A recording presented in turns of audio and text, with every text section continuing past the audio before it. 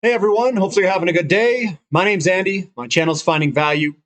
Today we're going to get in there and do our daily technical analysis of commodities. Again, if you guys need help with anything, definitely look at the finding-value.com, the platinum membership. I did put a discount on the year-long membership. Type in the code discount and you can get a month free in that 12-month window. So I discounted it 1 month. Let's dive in here. I'll give you my financial opinion with our daily technical analysis update. We've got the DXY, the 10-30-year yield, and we're going to work our way through precious metals and commodities that I follow. A very good day today. I'll talk about a little bit of what I think is driving all this and my opinions with it. So let's dive in here. We've got the DXY, the relative strength indicator. I'm going to try to tie it all together here. So we've got weakness in the dollar today, down 2.3%. Very large weakness. This is very similar to what happened in the middle of the bull market last time. We dropped very much lower with the DXY coming down in late 2001, early 2002. That was the peak and then the turn. We've got that same type of situation happening right now, right in front of us. Inflation, I think what the market is thinking is that we are peaking in inflation potentially, and that peak and that will bring looser monetary responses from the Federal Reserve.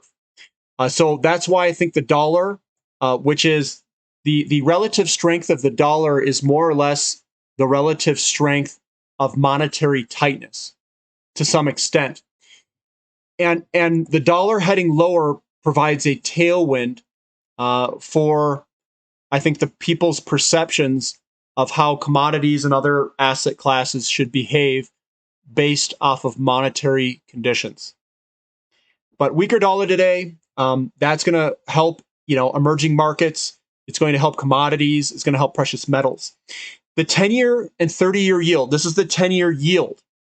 Yields dive bombing 7.76%. That is that, we'll call it the outlook or the perception of what the market holds with monetary conditions and tightness. So that's heading lower. This very much is positive with the weaker dollar and the weaker 10-year yield for precious metals. Bond prices heading higher. We've seen that relationship where precious metals and bond prices move together historically. We're seeing that still. And bond prices were moving higher today. So yields lower, bond prices higher. The TYX, which is the 30-year yield, also heading lower and breaking that upward trend line, down 5.53%. And when we look at the relationship of the 30-year and 10-year, we're seeing that relationship change. And that relationship, when we look at the TYX to TNX ratio here, the 30-year over the 10-year, think of this as the yield curve inverting on this side. And now we're going to a period where the yield curve starts to uninvert. And this is where the environment, especially when the yields go down, this is the environment where precious metals go ballistic. They do very well. So when we look at our sectors, with the weaker dollar, the weaker yields, we should see the overall markets go up, emerging markets go up, and a lot of the commodities go up because you get all the tailwinds. And eventually, depending on if the inflationary forces, I'm in the inflation camp. I think oil is going to go higher and natural gas will go higher in the medium term. In the very short term, we'll see what happens. I know that they just stopped the Strategic Petroleum Reserve release, and we may have a week or two of people trying to figure out where this is going to go. And then I think the inflationary pressures could come back because of the physical tightness in oil, natural gas, and those other energy sectors. So commodities heading higher, still looking good from that perspective. We've got a nice little break to the upside, up a little bit today. The CRB to S&P 500 ratio signaling that we had massive movements upward in the S&P 500. So the S&P 500 was killing it today with those weaker yields and weaker dollar. Weaker yields in dollar, gold loves that. Up 2.8%, killing it today. Again, we knew this was coming by looking at the lead-in. Larger buying pressure, smaller selling pressure into a big bullish engulfing, which usually ends up moving higher. We saw it coming if you've been part of the website. Obviously, we played it with a bunch of really good companies with high leverage. Those companies are up double-digit percents. If you wish to partake in some of those, and we are still heading on up. Silver heading higher, breaking out of that resistance line to the upside, looking fantastic for silver.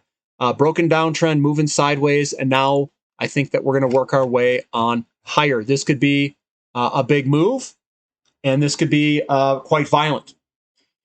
So I'm positioned. I'm ready for it. Let's let this thing rip. Platinum also getting a kick in the pants to the upside, up 47 bucks today. Nice, strong, pretty strong finish towards the closing. I think it looks fantastic.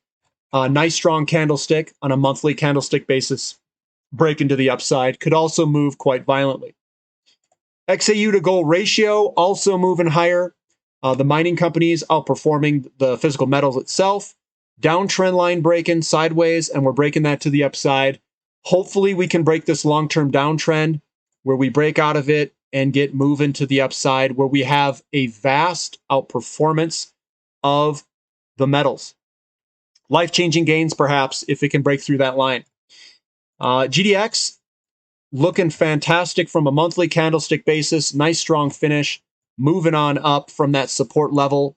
I think we saw it coming, guys. Good job. SILJ also moving higher, breaking out of its support resistance line there. That's also looking very good. Big picture view, we had support all underneath us. If you've been following the channel, you knew that, and we're heading on higher. Crude oil. So crude oil up a little bit today. We're right on this support level. We've broken the downtrend line. We've gone sideways here. Now, I don't really care if we pull back a little bit and come over here, or if we just turn and head higher. I don't, that doesn't bother me in the short term. Long term, I think that oil is going to go higher due to the imbalances of supply and demand and the deficits that are out there, even this winter. So I'm staying long energy. Doesn't matter what this thing does in the short term. We could head a little bit lower. We'll see where we end up. I just think that's an opportunity. Natural gas heading higher. Looks like we got some positive inventory numbers. And I think we've got weather out ahead of us, which gets colder, and I think will support higher natural gas prices. So I do think that natural gas looks pretty good here. XOP, yeah, you know me, holding above support. That's the support level at 145 bucks, 146 bucks. We're still above it. Everything looks okay. And I like it. Long-term view, I still think everything looks fantastic. Broken downtrend line. The next resistance level is 175. We got to get above that. OIH is also looking good, up 2.26% today. Could this roll over? It's possible to get a little bit of a rollover. We've had some pretty big moves here. This guy's a gigantic move up. Sometimes we find a little bit more of a pullback after such a large move.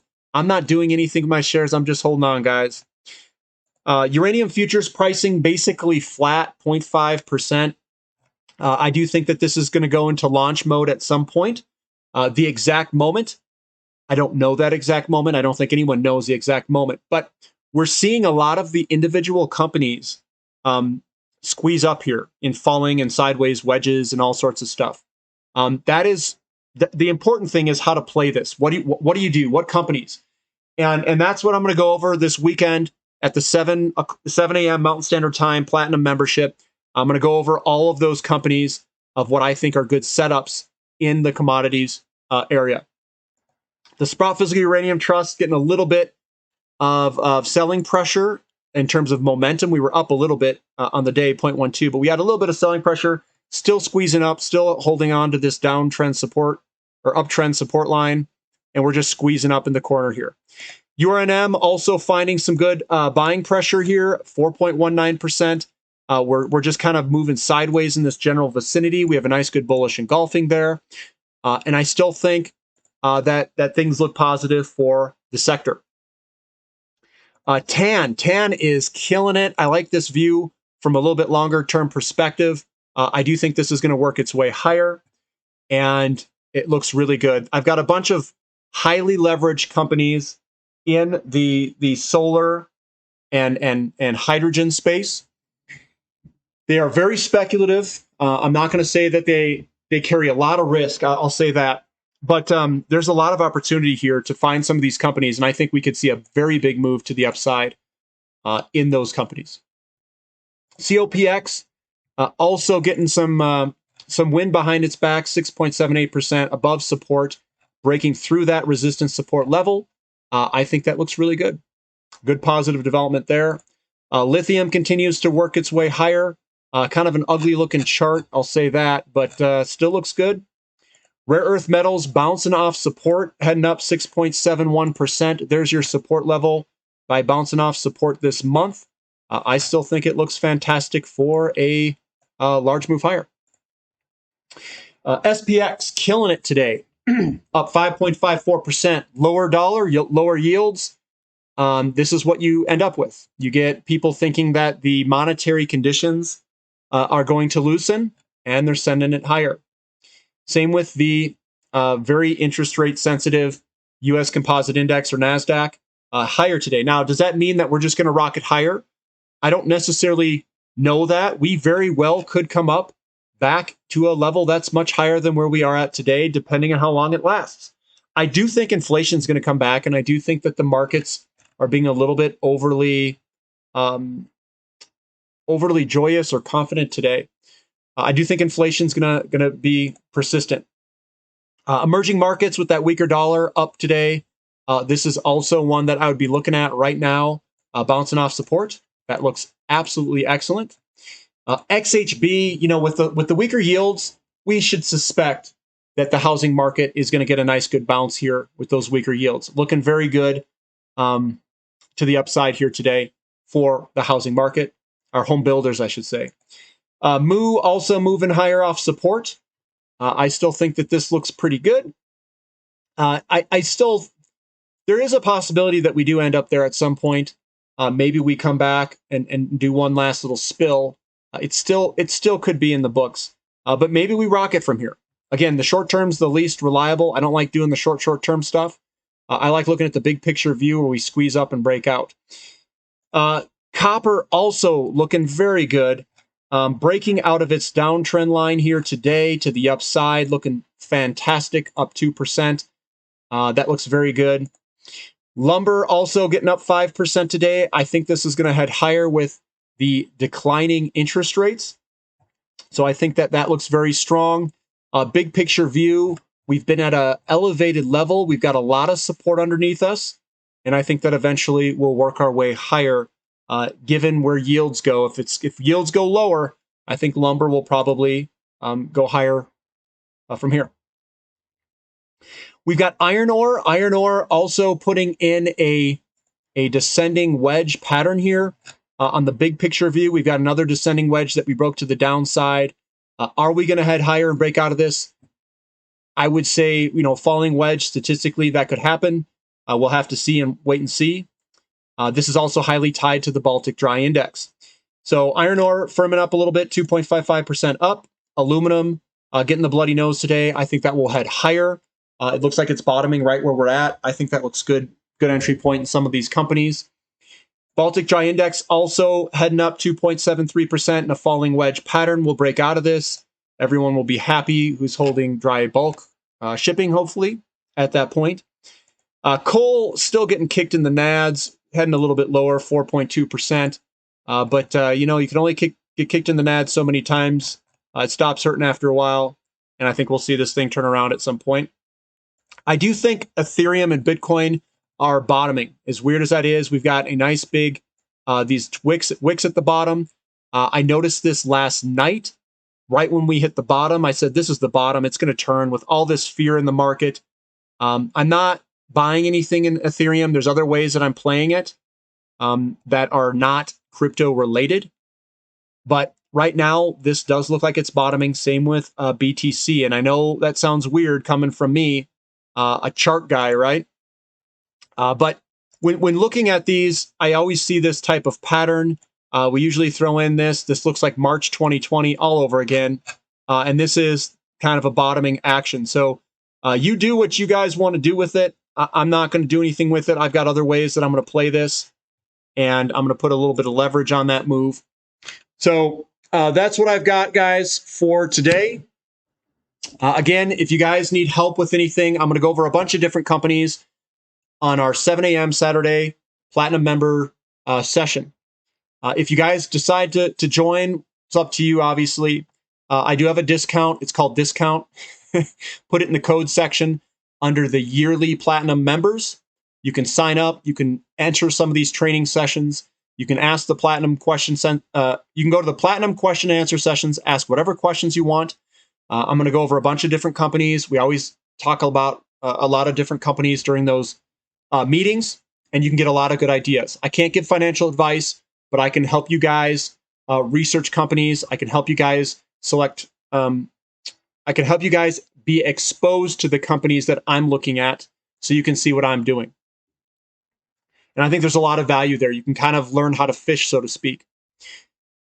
So hopefully you guys had a good day. And if you guys like the content, give me a thumbs up. Subscribe to the channel if you haven't already. And we'll catch you next time. This is Finding Value.